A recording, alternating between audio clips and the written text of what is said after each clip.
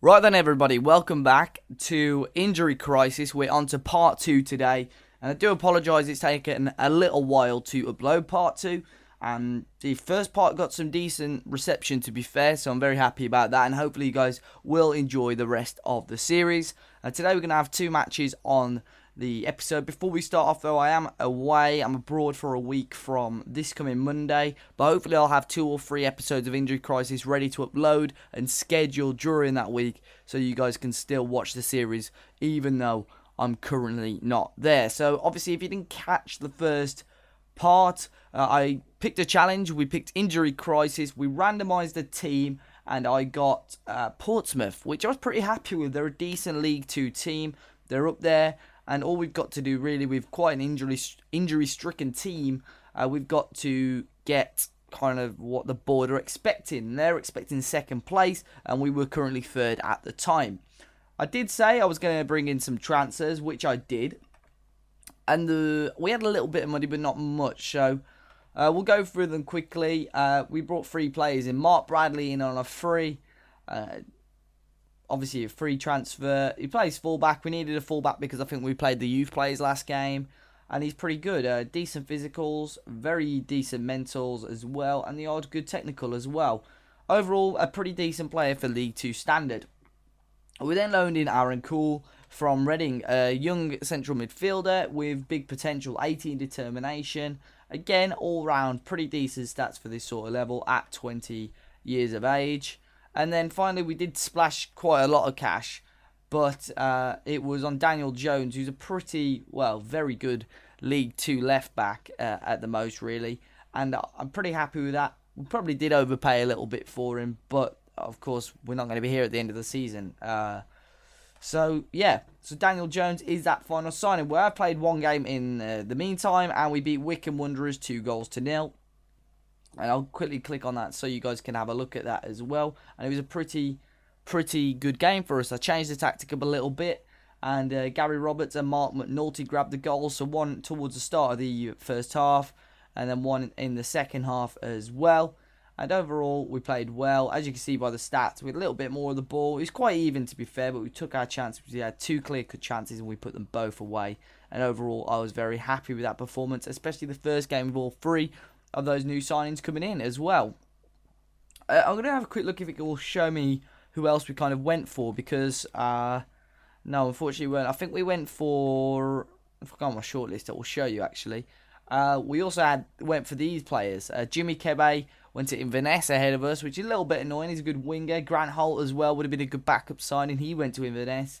Scott Griffiths, I don't think I went for, and Johnny Rowell, I don't think I could agree a deal for, even though he was pretty good. But overall, I'm very happy with the signings, and I say we go and jump into our first game today, which is against York City, and they're in 17th place in the league.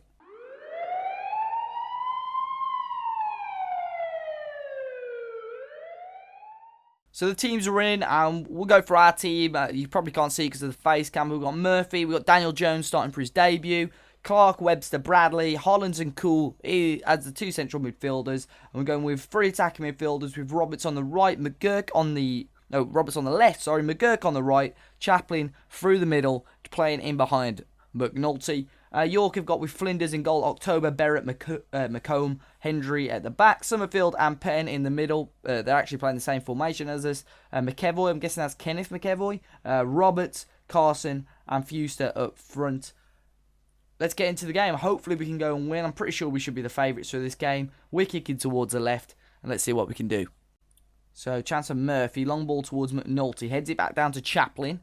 Chaplin into Roberts. Roberts now again towards Chaplin. We've got a little room on the right-hand side. McGurk, he finds the full-back. Bradley, good ball in, and Mark McNulty's shot was blocked and out for a corner. Early signs of good football. Cool with a good ball in and headed across the face of goal and wide. But very decent start. We're looking quite dominant at the moment, attacking-wise. To be fair, York it's fairly even at the moment. Not a lot to separate us, but we've had the first early good chances. Here's Chaplin to Jones. Tried to whip that one in, and now can York break? Carson, no. Clock cuts it out. Jones into Hollands. Good short passing football. Roberts now breaking free on the left-hand side, and McGurk with an absolute sitter heads it over the bar. Adam McGurk running in from that right wing, and another massive chance for us to go 1-0 up, and McGurk has headed it over the goal. So half-time is fairly even at the moment. York haven't had a shot on target. To be fair, we've only had one. No clear-cut chances in the first half, so it is pretty even, all to play for at the moment. I'd say we look a bit better. The average rating suggests so too. And their fitness of their defenders has dropped down considerably, and our condition is pretty good. So hopefully we can take advantage of that in the second half. Alright, we're into stoppage time of the second half now, and literally nothing has happened. Well, I say that, now we're into stoppage time. There's maybe a chance, and it could be for York actually. We've gone attacking, it could come back to haunt us. Cool heads away. McGurk now, long ball towards Roberts. We've changed it up a little bit and gone attacking. Hopefully, great ball. What a goal. Evans in the dying moments of the game. Gareth Evans, a substitute. And, you know, the finishing has been so poor in this game. But luckily, a great ball from Roberts. Their number 3 couldn't quite get his foot on it. And Gareth Evans at the back post has made it York 0, Portsmouth 1. Right at the end of the game, and it looks like we're going to steal all 3 points in a game which has been very poor for shooting and clear-cut chances. That's been the only clear-cut chance of the game, and there we go. At Bootham Crescent, it's finished 1-0 to us.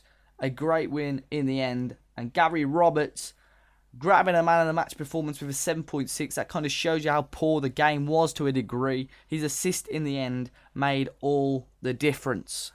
That win, as you can see here, now takes us to top of the league as well, with 3 points clear of Plymouth. We're actually 4 points clear of Notts County as well. But now we're up against Carlisle, who are down in 13th. And hopefully we'll grab another victory there. I'm hoping that we'll have a much better performance in the last game as well. So here we are, and we're playing again. We've got Carlisle, who are actually playing 3 at the back. We'll go through their team first. We're playing Gillespie in goal, Granger, Ellis, Miller as the back 3. Atkinson just sitting ahead of those, with Hegarty, Della Verde, Joyce and Clark in midfield, and Wyke and Ibere up top. We're going with the same formation. It's actually the same team, bar one change. We put Jones in goal ahead of, I can't remember who was in goal last game actually, but we just swapped that round, and hopefully we'll go and grab 3 points. So here we go, we kick it towards the right for this second half. And first half, rather. What am I doing? Getting ahead of myself. Condition of the plays isn't spot on, but hopefully we can have a much better attacking performance this game. We really struggled to get clear-cut chances and shots on goal in the first game of the episode. So another game, absolutely nothing has happened. I don't know what I could do. We've had 4 shots. Again, 0 clear-cut chances. Danny Holland's condition isn't brilliant for us, so we'll probably end up bringing him off. But we'll do it now, actually, if I can find out how to do tactics. And Newport are winning. It's not Newport anyway, be honest. Notts County, isn't it? We're going to bring off Hollands in, and we're going to bring on Ben Close for him. Close has got decent potential and still a pretty good ability as it stands as well. So I think him at 19 years of age can bring something a little bit different. We'll keep it as a central midfielder defend at this moment in time. Cool as well. We may change him from central midfielder. We'll go with him as a box-to-box midfielder actually on support. Other than that, we'll keep it as it is at the moment. McNulty's condition's poor as well, though, so we will probably change it up a little bit towards the start of the second half.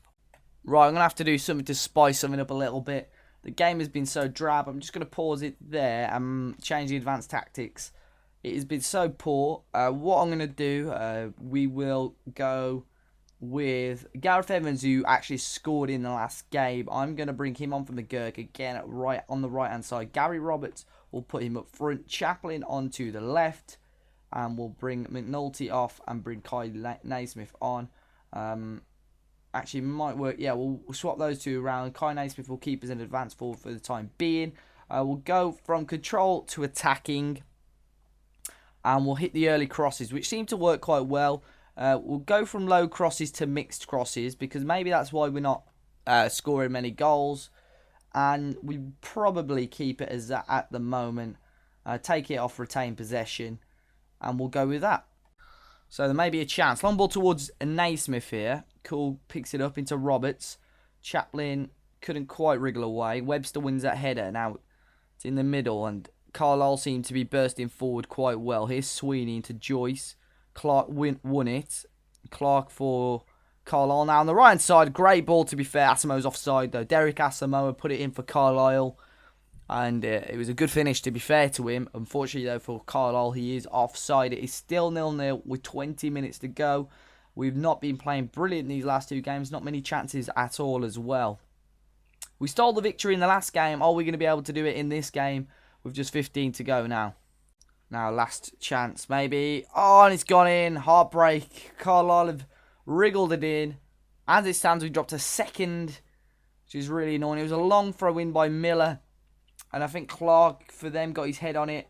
And Wyke may have knocked it in past Jones, our goalkeeper. Carlisle have taken the lead with 2 minutes to go. We're going to have to try and go overload as quick as I can now into stoppage time. We've got 2 minutes left to get everyone forward. But I think that may just be that there. And Carlisle may have grabbed a victory. And they have. They've grabbed all 3 points. We're at home as well, which is a little bit disappointing. But now we've moved down to second. Just on goal difference at the time being. Plymouth have overtaken us. But yeah, that is a little bit annoying. We'll check out what we've done this episode. Obviously, a 1-0 win and a 1-0 loss. Wasn't the most brilliant games, if I'm honest, as well. But it is really, really close. And I'm happy with how we're doing at the moment. The job security is kind of even. We've only been in the job like 4 games. Next episode, I'm probably going to do the Hartlepool and Notts County game. Notts County now, I mean, there's loads of teams within 5 points of us. Everyone in the top 7.